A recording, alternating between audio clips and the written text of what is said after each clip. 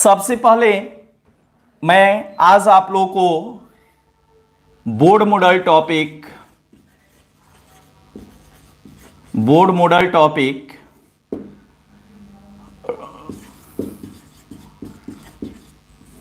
राउट का नियम, Rawls law start कर रहा हूं, जो कि बोर्ड एग्जाम के व्यू से काफी इंपॉर्टेंट टॉपिक है। ठीक है, पता भी होगा आप लोग को, जब आप क्वेश्चन बैंक देखते होंगे तो इससे एक अनुमान मिलता होगा कि कितना इंपॉर्टेंट है यह राउट का नियम। ठीक, तो आइए, राउट के नियम में हम लोग को स्टडी किस बात का करना है, राउट का नियम किस बात पर आधारित है। 11th का भी लाइव क्लास चलेगा बउआ, आप लोग टेंशन ना लें, 11th का भी लाइव क्लास चलेगा। मैं आप लोग को बताया हूं, जस्ट कल से या परसों से 11th का भी स्टार्ट हो जाएगा, आप लोग को टाइमिंग बता दिया जाएगा। ठीक है ना, आप लोग जो है सर के व्हाट्सएप नंबर पर, वो जो भी 11th के बच्चे हैं उनका नंबर 11th का व्हाट्सएप ग्रुप बन चुका है, उसमें उस नंबर को ऐड करा सकते हैं। 11th का व्हाट्सएप ग्रुप बन चुका है, उसमें आप मैसेज करके आप अपना नेम एड्रेस वगैरह लिख करके और 11th क्लास लिख दीजिएगा, वो सर जो आप लोग को व्हाट्सएप ग्रुप में जोड़ देंगे। ठीक है, तो देखिए, द्रवीय मिश्रण, जब दो या दो से अधिक द्रव को आपस में मिला करके मिश्रण हम लोग बनाते हैं, तो द्रवीय मिश्रण का जो वाष्प दाब होता है वह उनके अवयव के जो वास्तविक वाष्प दाब होते हैं, जो रियल वेपर प्रेशर होता है, जो वास्तविक वाष्प दाब होता है, जो शुद्ध वाष्प दाब होता है, उससे डिफर कर जाता है। तो राउट ने बहुत सारा प्रयोग किया और देखा कि जब दूध है और जल है और दूध है, तो दूध का जब हम लोग अलग वाष्प दाब, जब दूध का वाष्पीकरण करके एक फिक्स टेम्परेचर पर दूध को वाष्पीकरण करके और उसके वाष्प दाब की गणना कर रहे हैं, और जल को एक फिक्स टेम्परेचर पर वाष्पित करके उसके वाष्प दाब की गणना कर रहे हैं, तो दोनों का वाष्प दाब जो है वो अलग अलग एक फिक्स वैल्यू आ रहा है। ठीक है, लेकिन जब दूध के साथ जल को मिला देते हैं हम लोग और उसमें दूध के कणों द्वारा जो लगाया गया वाष्प दाब होता है, और द्रवीय उस जल के दूध के मिश्रण में जल के कणों द्वारा लगाया गया जो वाष्प दाब होता है, वह वाष्प दाब, मिश्रण का वाष्प दाब और शुद्ध जल का वाष्प दाब, शुद्ध दूध का वाष्प दाब डिफर हो जाता है। तो राउट के मन में आया कि आखिर ऐसा क्यों होता है, उसका वाष्प दाब डिफर क्यों हो जाता है। तो इस पर इन्होंने एक्सपेरिमेंट करके और एक लॉ प्रस्तुत किया। इन्होंने कहा कि जब दूध को जल में मिला देते हैं हम लोग, यानी दूध और जल के जगह पर हम लोग कोई भी दो या दो से अधिक दूसरे द्रव को ले सकते हैं। ठीक है, ये मैं जस्ट एग्जांपल के तौर पर आप लोग को बता रहा हूं कि दूध है और जल है। ठीक है, यहां पर हम लोग ए और बी द्रव को मान लेंगे कि द्रव ए है और द्रव बी है। ओके, तो देखिए बउआ, यहां पर राउट ने बताया कि जब द्रवीय मिश्रण होता है, और यह द्रवीय मिश्रण दो या दो से अधिक द्रव का मिश्रण हो सकता है। ठीक है, तो द्रवीय मिश्रण का वाष्प दाब उसके मूल अंश से किस प्रकार संबंधित होता है, इसके बारे में राउट महोदय ने बताया। ठीक है, तो द्रवीय मिश्रण के अवयवों के वाष्प दाब का नियम भी इसे कहा जाता है। द्रवीय मिश्रण के अवयवों के वाष्प दाब से संबंधित नियम।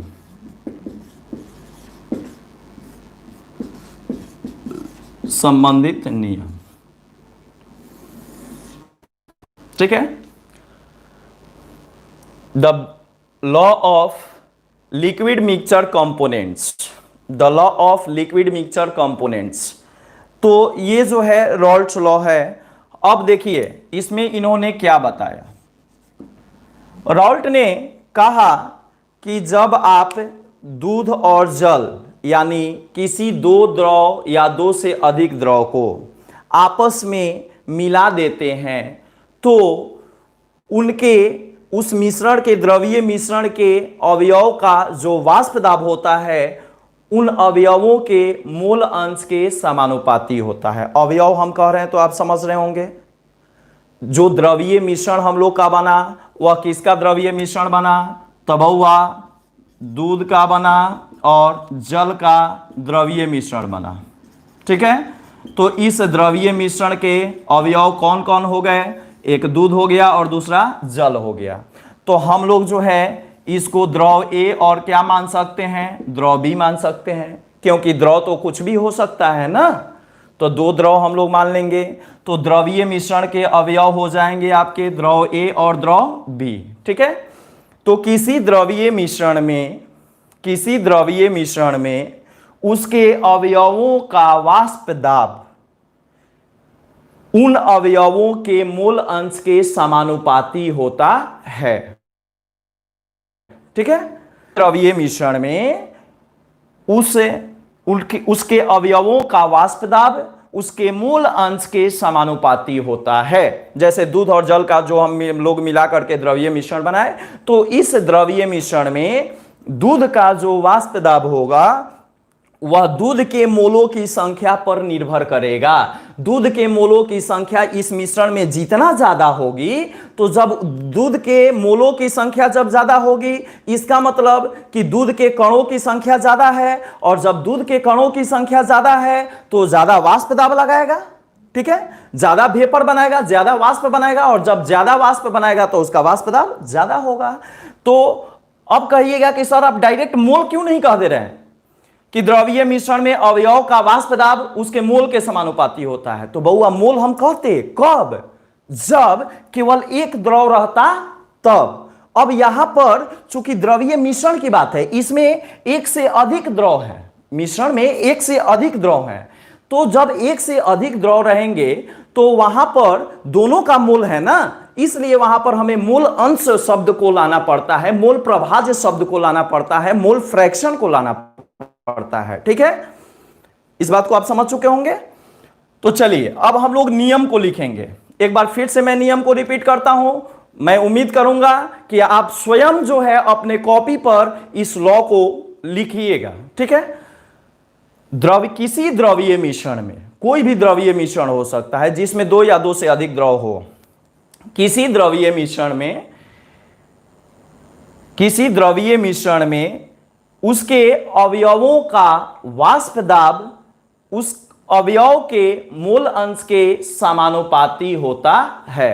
तो चलिए पहला लाइन हम लोग क्या लिखे थे, किसी द्रवीय मिश्रण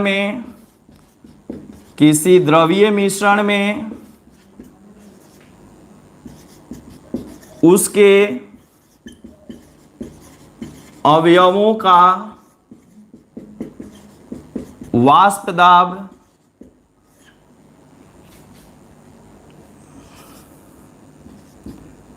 उन अवयवों के मूल अंश के समानुपाती होता है। उन अवयवों के मूल अंश के समानुपाती होता है। ठीक है, आ जाइए। इसके बाद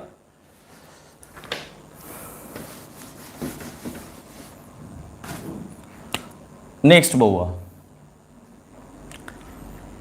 अब हम लोग मान लेते हैं कि हम लोग यहां पर द्विअंगी द्रवीय मिश्रण लेंगे। द्विअंगी का मतलब जिसमें दो अवयव होगा।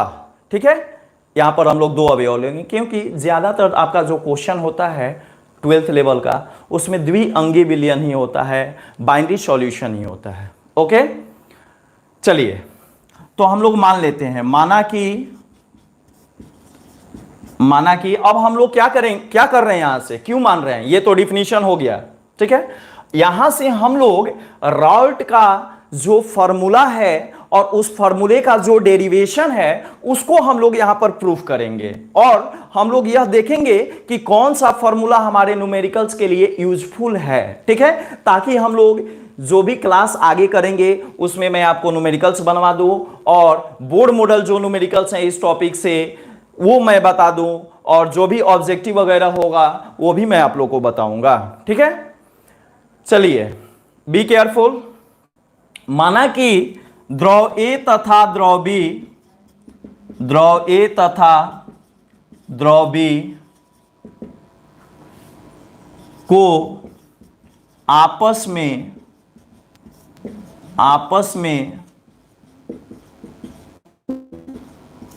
मिश्रित कर एक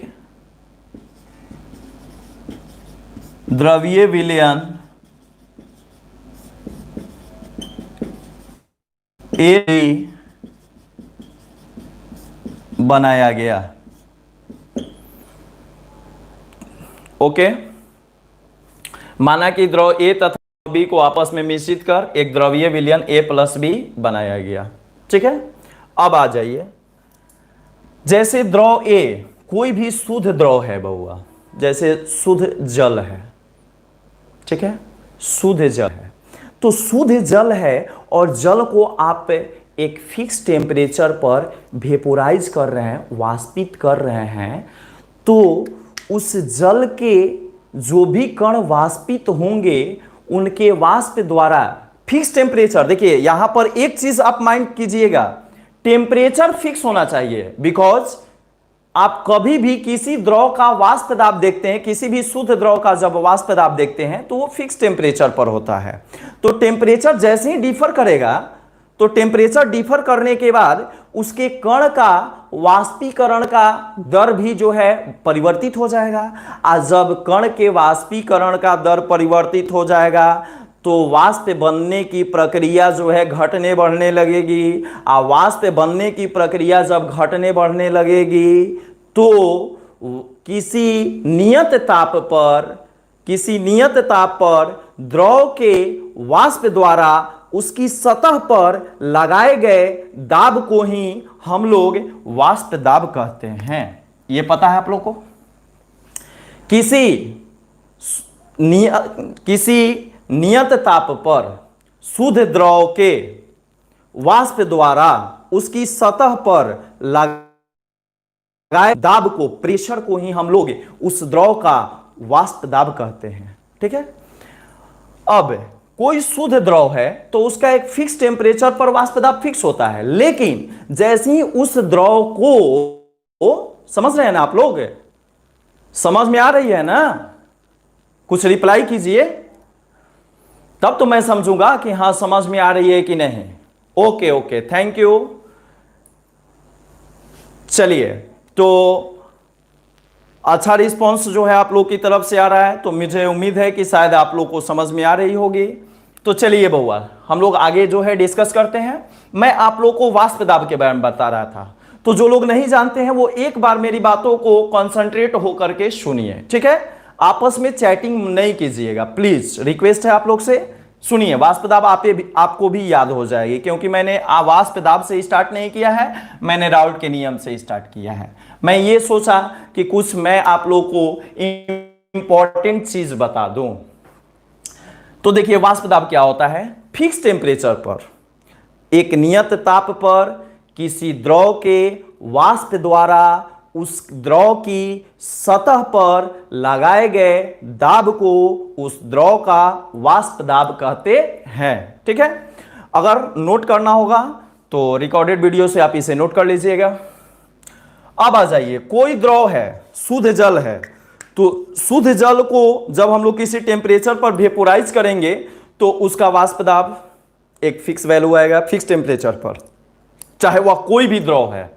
ठीक है, आप बोतल में द्रव को लाइए या बाल्टी में लाइए, टंकी का पानी लाइए या चापाकल का पानी लाइए, मतलब जो है वह पानी जो है गंदा नहीं होना चाहिए, क्लीन वाटर होना चाहिए। ठीक है, तो आप उसको उतना ही टेम्परेचर पर जब आप उसे वेपोराइज करोगे तो उसका वाष्प दाब एक फिक्स वैल्यू आएगा, ठीक है। लेकिन अब उसी शुद्ध जल में अब क्या कीजिए कि 1 लीटर, जैसे 1 लीटर पानी है या 1 लीटर जो है दूध ला करके डाल दीजिए। तो 1 लीटर दूध जैसे ही आप मिश्रित कर दीजिएगा तो अब क्या होगा, जल के कण और दूध के कण आपस में क्या होंगे, मिक्स हो जाएंगे, क्योंकि जो द्रव के कणों के बीच में जो गैपिंग होता है जिसे हम लोग अंतराणविक दूरी होते हैं, ये जल के अणु हो गए, ये जल के अणु हो गए, दिखाई दे रहा है आप लोग को, हाँ। और इस जल के अणु के बीच में जो है दूध का अणु आ गया, या दूध के अणु के बीच में जो है जल का अणु आ गया, और दोनों जो है एक दूसरे से इंटरेक्ट हो गया।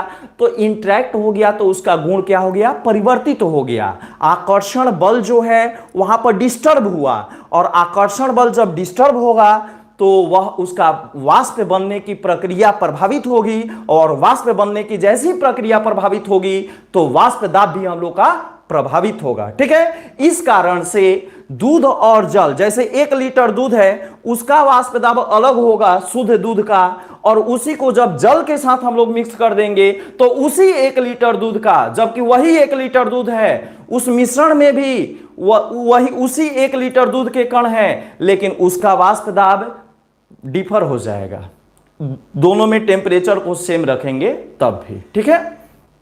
तो ध्यान दीजिए बहुआ, तो हम लोग द्रव ए और द्रव बी को मिला करके क्या बना रहे हैं, ए प्लस बी। अब यहां पर अलग अलग हम लोग चर्चा करेंगे। मान लेते हैं कि शुद्ध द्रव ए का वाष्प दाब, माना कि शुद्ध द्रव ए का वाष्प दाब, यहां पर कोई भी द्रव रह सकता है, वाष्प दाब। तो वाष्प दाब को हम लोग P से सूचित करेंगे, और बउआ कौन सा द्रव है, A, तो यहां पर हम लोग लिख देंगे PA। और ध्यान दीजिएगा एक वर्ड यूज किए हैं क्या, शुद्ध, pure liquid A, the vapour pressure of pure liquid A। तो प्योर के लिए हम लोग यहां पर क्या यूज करेंगे, नॉट। प्योर के लिए क्या यूज करेंगे, नॉट। तो शुद्ध द्रव A का वाष्प दाब हो गया P not A, not used for pure liquid. Pure, शुद्ध के लिए हम लोग नॉट का प्रयोग कर रहे हैं, माइंड में सेट हो गया। शुद्ध के लिए किसका प्रयोग कर रहे हैं, नॉट का, ओके।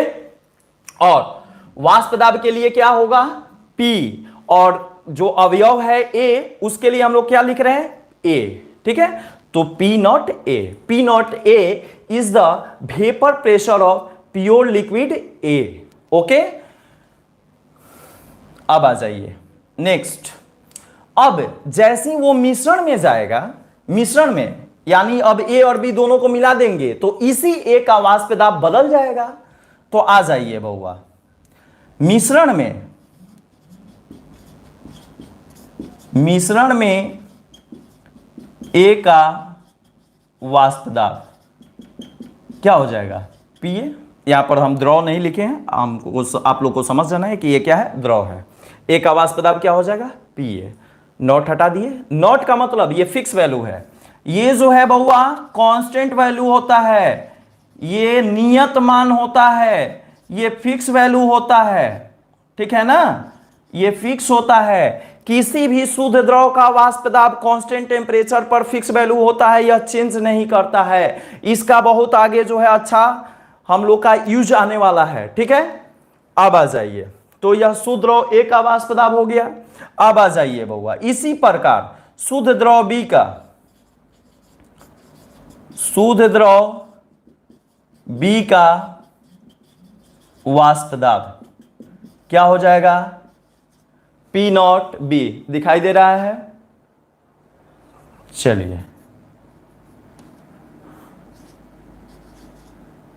शुद्ध द्रव B का वाष्प दाब क्या हो जाएगा, P नॉट B। अब आ जाइए बउआ, यहां पर बगल में मैं लिख देता हूं, इसी प्रकार मिश्रण में B का वाष्प दाब क्या हो जाएगा, ऊपर में लिख दे रहे हैं, ठीक है। ऊपर में मैं इसको लिख देता हूं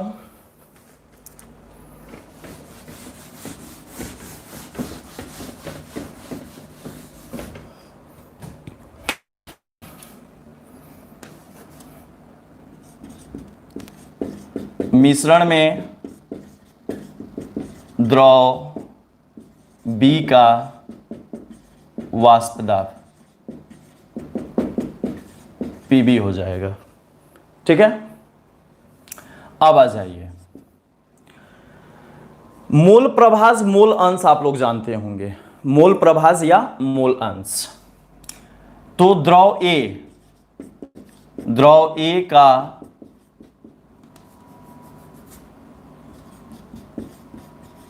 मोल प्रभाज, जिसे आप लोग मोल अंश बोलते हैं, और मूल अंश को बउआ जीटा से डिनोट करते हैं। जीटा और ईटा आप लोग जानते हैं, लेकिन आप लोग बोलचाल की भाषा में जो है वो इसे आप एक्स बोलते हैं। ठीक है, कुछ भी बोलना है उसे मतलब नहीं है, नोटेशन कुछ भी हो उसके लिए हम लोग स्वतंत्र हैं। ठीक है ना, हम भी इसको एक्स ही बोल देते हैं। चलिए, वैसे जीटा ए होता है। ठीक है, जीटा होता है, और चूंकि ए का मूल अंश है तो हम लोग इसको क्या लिखेंगे, जीटा ए लिखेंगे। ठीक है, जीटा है। आप एक्स बोलिए, कोई टेंशन नहीं लेना है। एक आपको मैं ये चीज बताया हूं, जैसे स्मॉल एक्स से भी इसको डिनोट करते हैं, लेकिन वो स्मॉल एक्स नहीं होता है, वो ईटा होता है। ठीक है, mole fraction is denoted by zeta और ईटा। अब आ जाइए, द्रव ए का ये हो गया, द्रव बी का मूल प्रभाज क्या हो जाएगा, जीटा बी। ओके, अब ध्यान दीजिएगा, अब कब आपके मन में आ रहा होगा कि सर आप ये सब क्यों लिख रहे हैं, जस्ट मैं आप लोग को बताता हूं। ये जो है लॉ आप लोग समझ गए होंगे कि the vapour pressure of liquid components in any liquid mixture, the vapor pressure of liquid components in any liquid mixture is directly proportional to mole fraction of that component which present in the mixture. Okay, आ जाइए, अब मैं आप लोग को बता रहा हूं कि इसका फॉर्मूला कैसे हम लोग ड्राइव करेंगे। तो इस डिफिनीशन को याद रखना है बउआ, और डेरिवेशन भी याद रखना है। यहां से आपका जो है क्वेश्चन 2 नंबर या 5 नंबर या 1 नंबर में आता ही आता है, किसी भी एग्जाम में छूटता नहीं है। अब आ जाइए, यहां पर मान लेते हैं, जैसे अब हम लोग देखेंगे कि रॉल्ट महोदय ने क्या कहा है। तो रॉल्ट के अनुसार, अकॉर्डिंग टू लॉ, नियम के अनुसार, नियम कहता है कि द्रवीय मिश्रण में ए का वाष्प दाब। ठीक है, अब आ जाइए, जैसे ये द्रव ए हो गया, ये द्रव ए हो गया, और ये दोनों अलग अलग द्रव है। ठीक है, और इन दोनों द्रवों को हम लोग यहां पर मिला दिए हैं, और क्या बना दिए हैं, ए प्लस बी। दोनों द्रव को जब आपस में मिला दिए तो यहां पर यह मिश्रण बन गया, और यह हो गया आपका ए प्लस बी हो गया। ठीक है, अब आ जाइए, द्रव ए का जो शुद्ध वाष्प दाब हो रहा है, जो शुद्ध द्रव ए है, तो शुद्ध द्रव ए के वाष्प दाब को हम लोग पी नॉट ए से डिनोट कर रहे हैं। यानी मिश्रण में जब यह नहीं मिला है तब इसका वाष्प दाब क्या है, पी नॉट ए है। ठीक है, और इसी प्रकार शुद्ध द्रव बी का वाष्प दाब जो है वह क्या होगा, पी नॉट बी होगा। ठीक है, अब आ जाइए, जैसे ही हम लोग मिश्रण में मिला देंगे तो दोनों का वाष्प दाब चेंज हो गया। तब जो है मिश्रण में अब इसी अवयव ए का वाष्प दाब, इसी अवयव ए का वाष्प दाब क्या हम लोग लिखेंगे, PA. PA is the vapour pressure of component A. कहां पर, इन द मिक्सचर। ठीक है, पीए द्रव ए का वाष्प दाब है, कहां पर, मिश्रण में। ठीक है, PB is the vapour pressure of component B in the mixture. PB जो है वह अवयव बी का वाष्प दाब है, कहां पर, मिश्रण में। ठीक है, अब आ जाइए, अब जो है राउट महोदय ने क्या कहा है, राउट ने कहा है कि मिश्रण में किसी भी द्रवीय अवयव का वाष्प दाब उसके मूल अंश के समानुपाती होता है। ये यहां पर मैंने आपको डायग्राम से समझा दिया। अब जो है मैं उनके लॉ का एनालिसिस करता हूं, देखिए, ठीक है। हाँ, जस्ट बउआ इसका टाइम बता देंगे। अभी जो है, हालांकि ये जो है लाइव क्लास का कोई ओवर टाइम नहीं हो रहा है, 8 बजे जो है अच्छा ही टाइम है, ठीक ना। टाइम जो है फिक्स बता दिया जाएगा और आप लोग को पता होना चाहिए। आप लोग शायद इसमें हिंदी मीडियम के बच्चे होंगे क्योंकि ये हिंदी मीडियम का लेक्चर है। इसके बाद जो है वो सुमन सर का फिजिक्स का जो लेक्चर इंग्लिश मीडियम वाले बच्चे के लिए होगा 9 बजे, क्योंकि कुछ टेक्निकल प्रॉब्लम के कारण जो है जो 7 बजे लाइव क्लास चलने वाली थी फिजिक्स का वो नहीं चल पाई है, तो उसका टाइमिंग इंक्रीज करके 9 बजे रख दिया गया है, ठीक है।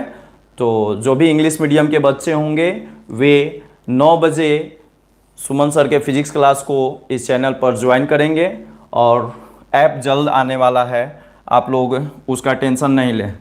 देखिए अब जो है हम लॉ को एनालिसिस करते हैं। तो रॉल्ट महोदय ने कहा है कि मिश्रण में, ये हो गया आपका जो है द्रवीय मिश्रण, क्योंकि दोनों दो या दो से अधिक द्रव ही हम लोग रखेंगे। तो मिश्रण में किसी अवयव का वाष्प दाब, तो ये द्रवीय मिश्रण है, इसमें अवयव ए है, तो ए का वाष्प दाब कौन हो गया, पी ए, ठीक है। तो ए का अवयव ए का वाष्प दाब उस अवयव के यानी ए के मोल अंश के समानुपाती होता है। तो P A is directly proportional to zeta A and P B, जैसे अवयव ए है और अवयव बी है, तो जैसे पी ए समानुपाती जीटा ए उसी प्रकार पी बी समानुपाती जीटा बी, ठीक है। P A is directly proportional to zeta A and P B is directly proportional to zeta B. अब आ जाइए, अब हम लोग इसको जो है बउआ जब भी यह साइन आता है तो इस साइन को हम लोग हटाते हैं और इसके बदले में कुछ सटाते हैं, पता है ना, है? तो बउआ यह साइन हम लोग हटाएंगे और इसके जगह पर क्या लगाएंगे, तो एक कांस्टेंट लगाते हैं। और कांस्टेंट हम जैसे ही बोले होंगे तो आपके माइंड में आया होगा के, ठीक है। लेकिन के वहां लगाते हैं जहां पर कुछ नहीं होता है कांस्टेंट, उस डाटा में कोई कांस्टेंट नहीं होता है, उस थ्योरी में उसका अपना कोई कांस्टेंट नहीं होता है। लेकिन हम लोग का यहां पर तो अपना कांस्टेंट है। कौन कांस्टेंट है, मैंने आपको बताया है कि शुद्ध द्रव का जो भी वाष्प दाब होता है वो कांस्टेंट वैल्यू होता है। तो देखिए बी के लिए कांस्टेंट है पी नॉट बी और ए के लिए कांस्टेंट है पी नॉट ए। क्या बताए थे ना इसको, ठीक है। चलिए तो अब आ जाइए, अब हम लोग इस साइन को हटाएंगे, तो इस साइन को जैसे हम लोग इक्वल साइन के बराबर करते हैं, तो अब जो है अब इसको इक्वल साइन के बराबर हम लोग कर रहे हैं, तो इसके बदले में एक कांस्टेंट लाते हैं और वह कांस्टेंट किसका कांस्टेंट होगा, तो ए का कांस्टेंट होगा। और ए का कांस्टेंट आपको दिख रहा है क्या वैल्यू, तो पी नॉट ए यानी नियत ताप पर शुद्ध द्रव ए का वाष्प दाब, यानी P A equals to P naught A into zeta A. Okay, अब मैं इस इक्वेशन को 1 मान लेता हूं और आप लोग यहां पर इसको जो है घेर देंगे, सर्किल कर देंगे, सॉरी इसको जो है लाइन से घेर देंगे चारों तरफ से। तो ध्यान दीजिएगा बउआ मैंने क्यों घेरा, जब भी मैं किसी फार्मूले को घेरता हूं इसका मतलब कि वह फार्मूला जो है आपके न्यूमेरिकल्स के व्यू से इंपॉर्टेंट है और उस फार्मूले को डिफरेंट टाइप के कलर से नोटबुक में उसको घेरना है और उसको याद रखना है हमेशा, ताकि हम लोग न्यूमेरिकल को फास्ट कर सकें। ओके, तो P A equal to P naught A into X है, यह इंपॉर्टेंट है। अब आ जाइए, इसी प्रकार जैसे ए के लिए हम लोग किए, इसी प्रकार बी के लिए करेंगे। P B equals to P not B into zeta B इस फॉर्मूले को भी याद रखना है और इसको हम लोग इक्वेशन 2 मान लेते हैं। ठीक है, अब ध्यान दीजिए, द्रवीय मिश्रण में अवयव कौन कौन है, ए और बी। अब पीए हो गया ए का वाष्प दाब और पीबी हो गया बी का वाष्प दाब। तो कोई पूछेगा कि द्रवीय मिश्रण का वाष्प दाब कितना, तब हुआ ए का वाष्प दाब आप प्लस में बी का वाष्प दाब, दोनों का वाष्प दाब जो होगा वह बिलियन का वाष्प दाब होगा, यानी यहां पर बिलियन कौन है, तो ए प्लस बी। ठीक है, तो चलिए अब हम लोग यहां से बिलियन का वाष्प दाब निकाल लेते हैं। आ जाइए बउआ, बिलियन का वाष्प दाब हम लोग निकाल लेते हैं। बिलियन का वाष्प दाब, ध्यान दीजिए, बिलियन के वाष्प दाब को, बिलियन का वाष्प दाब यह डिनोट किया जाएगा बउआ पी बिलियन से। ठीक है, जिसे इंग्लिश में हम लोग पीएस भी लिख देते हैं, S stands for solution. Okay, या सॉल्व भी लिखा जाता है शॉर्ट फॉर्म में, सबका अपना अपना डिनोट करने का अलग अलग मेथड होता है। तो बिलियन का वाष्प दाब और बिलियन पी बिलियन का वाष्प, बिलियन का वाष्प दाब जो है किसके बराबर होगा बउआ, तो यह हो जाएगा पी ए आप प्लस किसके, पीबी के। ठीक है, अब आ जाइए, P A equals to formula हम लोग ड्राइव कर चुके हैं। P A equals to formula क्या होता है, तो P A equals to formula होता है P naught A into zeta A, P naught A into zeta A. और पी बी इक्वल्स टू क्या है लिखा हुआ है इक्वेशन 2 से आप लोग देख रहे होंगे, P not B into zeta B.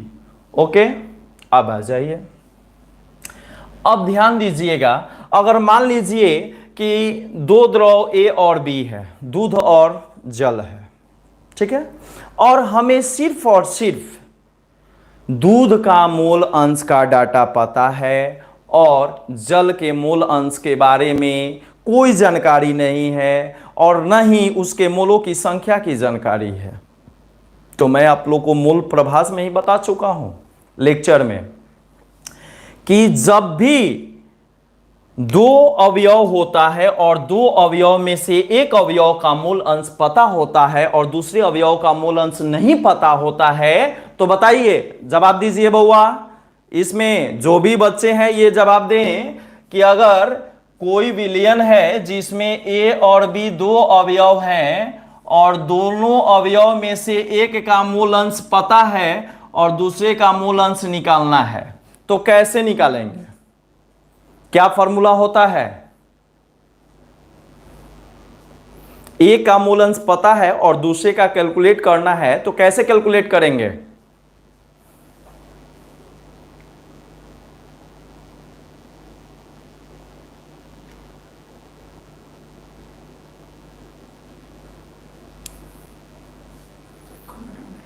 हाँ, तो कैसे निकालेंगे?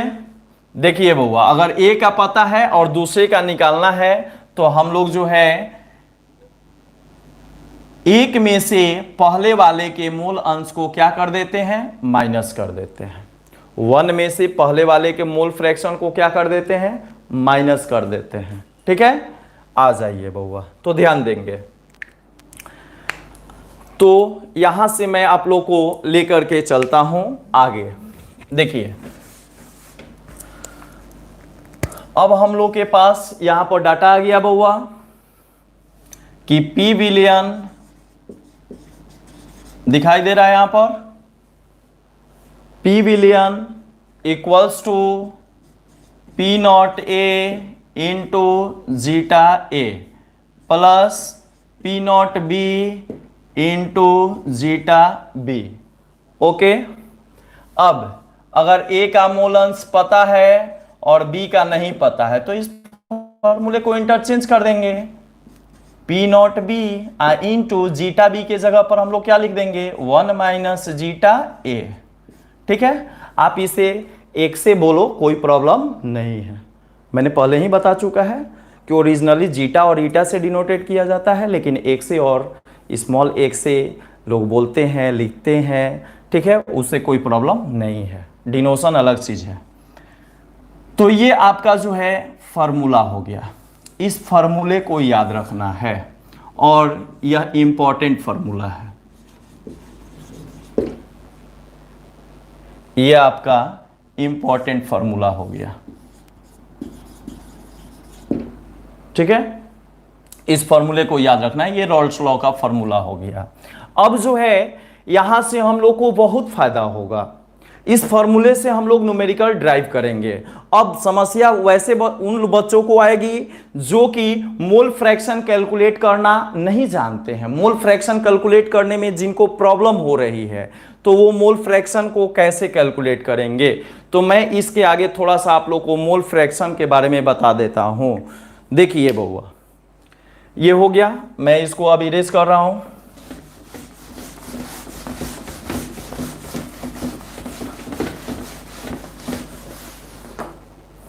देखिए, जैसे द्रव ए है और द्रव बी है, ये दो द्रव है, मोल फ्रैक्शन, इसमें आप लोग को मैं मोल अंश और या मोल प्रभाज जो भी आप बोलते हैं, दोनों बोला जाता है, जिसे हम लोग जीटा से डिनोट करते हैं, इसको कैलकुलेट करने का तरीका बता रहा हूँ। तो ए और बी दो द्रव है और दोनों जो है मिश्रण में है, ठीक है। मान लेते हैं कि ए के मोलों की संख्या, ए के मोल जो है वो हो गए Na और बी के मोल जो हो गए, बी के मोल हो गया बउआ क्या, Nb। ओके, ए के मोलों की संख्या Na और बी के मोलों की संख्या Nb, कोई प्रॉब्लम।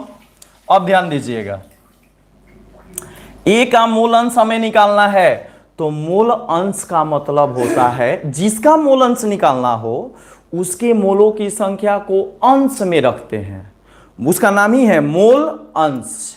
जिसका मोल अंश निकालना हो उसके मोलों की संख्या को कहां, अंश में, उसके मोलों की संख्या को अंश में, और उसे मिश्रण में जो भी अवयव रहेंगे सबके मोलों की संख्या को जोड़ करके कहां, हर में, ठीक है।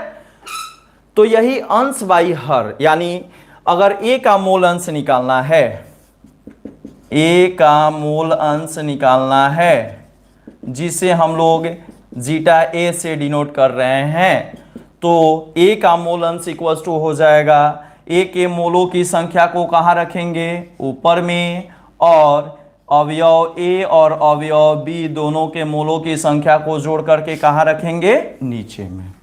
कोई प्रॉब्लम। अब आ जाइए, बी का मोल अंश निकालना होगा, बी का मोल अंश, तो ध्यान दीजिए बी के मोल अंश को हम लोग डिनोट किससे करेंगे, जीटा बी से, और हम अभी अभी कॉन्सेप्ट आप लोग को बताए हैं, अंश निकालना होगा उसके मोलों की संख्या को कहां, ऊपर में, अंश में, और अवयव उस मिश्रण में जितने भी द्रव होंगे, जितने भी अवयव होंगे सबके मोलों की संख्या को जोड़ करके नीचे में। तो ए के मोल, बी के मोलों की संख्या को अंश में और ए और बी दोनों के मोलों की संख्या को जोड़ करके हर में, तो यह हो गया बी का मोल अंश, ठीक है। और यह शुद्ध द्रव का वाष्प दाब होता है, यह आपको क्वेश्चन में दिया हुआ रहेगा। तो आप यहां से जो है ए का और बी का या और जो भी अवयव होंगे उनका मोल अंश आप निकाल सकते हैं और इस पर जो है आप न्यूमेरिकल्स बना सकते हैं, ठीक है। यह तो न्यूमेरिकल्स का फायदा मैंने बताया। अब जो है राउल्ट के नियम के आधार पर ही विलयन को दो वर्गों में वर्गीकृत किया गया है, जो आप पहले से जानते होंगे, आदर्श विलयन और अनादर्श विलयन, ठीक है। आदर्श विलयन और अनादर्श विलयन, ठीक है। तो अब उसके बाद अनादर्श विलयन का भी दो वर्ग होता है, धनात्मक विचलन वाला विलयन और ऋणात्मक विचलन वाला विलयन, ठीक है। तो कैसे वो राउल्ट के नियम से जुड़े होते हैं इसको हम लोग नेक्स्ट क्लास में स्टडी करेंगे। ठीक है, आज के लिए सभी लोगों को गुड नाइट। आप इस लेक्चर को एक बार जो भी रिकॉर्डेड होगा उसको भी आप देख करके रिवाइज अपना कर सकते हैं। उसके बाद नेक्स्ट क्लास में हम लोग आदर्श विलयन और अनादर्श विलयन और अनादर्श विलयन के जो भी प्रकार होते हैं, धनात्मक विचलन और ऋणात्मक विचलन, और उनके एग्जाम्पल, इन सब के बारे में स्टडी करेंगे। ठीक है, तो आज के लिए आप सभी लोगों का गुड नाइट।